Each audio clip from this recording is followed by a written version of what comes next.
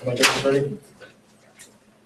All right, judges, really quickly, I'd like you to imagine just sitting at your house on a random and lazy Sunday afternoon, and without notice, your house just gets taken away from you, and you're stuck there with nothing. Good evening, my name is Bryan, and today I'm going to be informing you on the events of nature. Our natural environment is anything that is naturally occurring, of course. From the tree, it can give us anything from a reliable food source to clothing to furniture and things like that.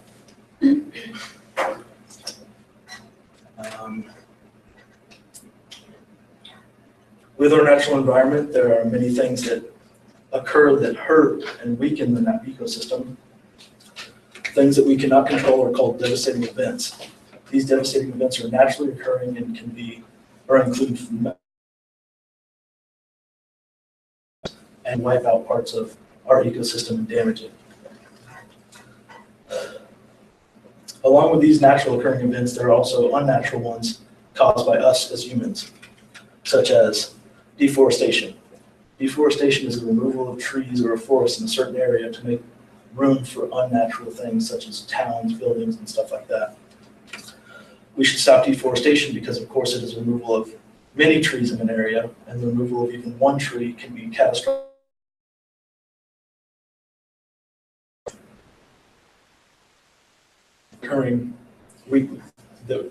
Another natural occurring thing that happens that weakens our ecosystem is littering. Through all my research, I found no positive effects to littering.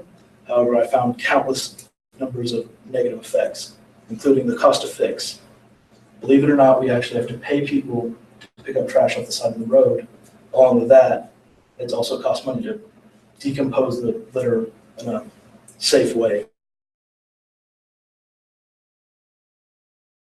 For example, if you're looking to move, would you rather move into a nice, clean neighborhood or the neighborhood that's ankle high in trash and litter?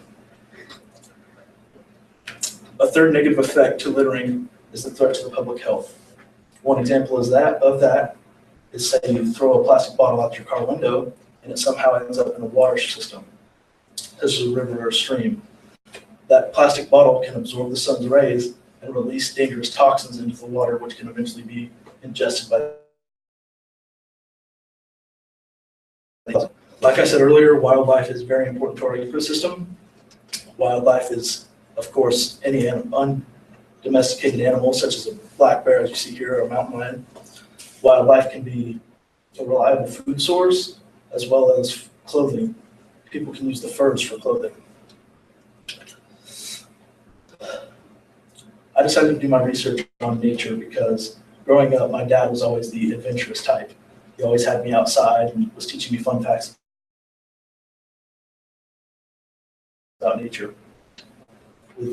I decided to connect my senior project with that by organizing an event at the conservation department.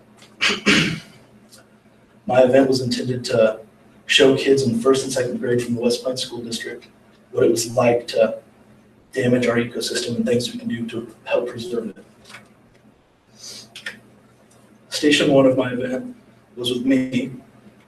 This is where I took the kids around the front lobby, showing them all the animals and the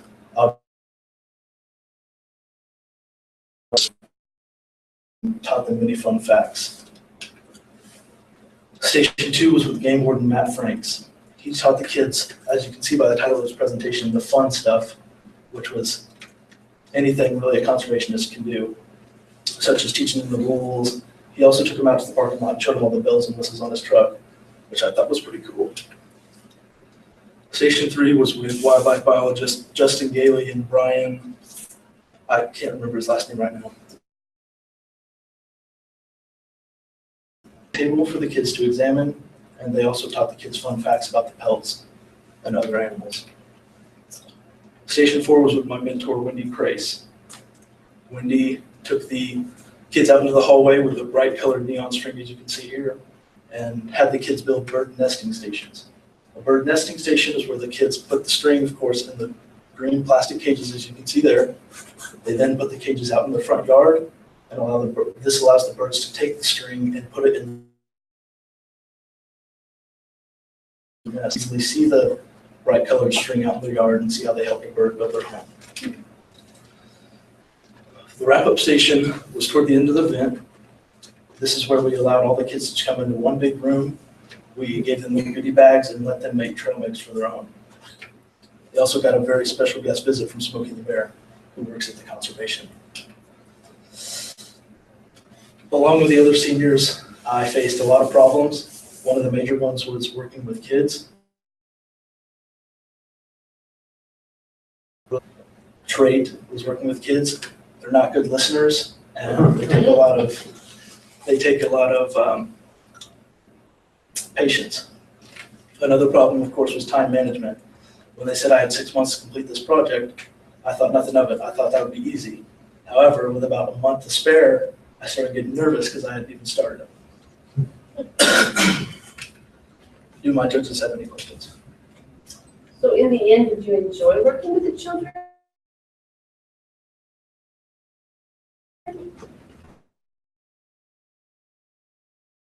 To be honest with you, couldn't stand them. You looked good in the picture, but. I put on a fake face for them. Did you come up with the different stations, what to do each station? Me and my mentor, Wendy Grace, did, yes.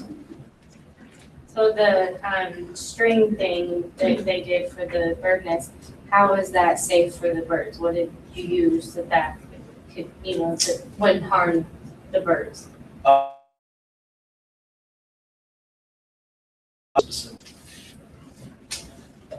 Because your mentor came up with that, with the string.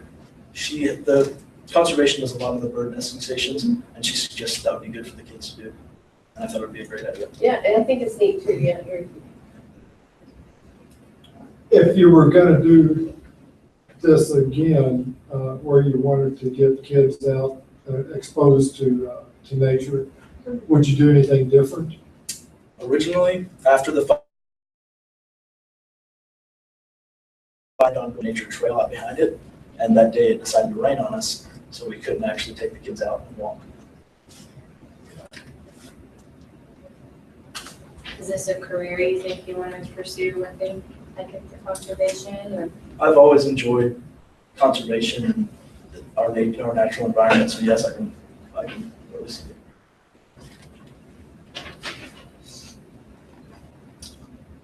Is that all the questions?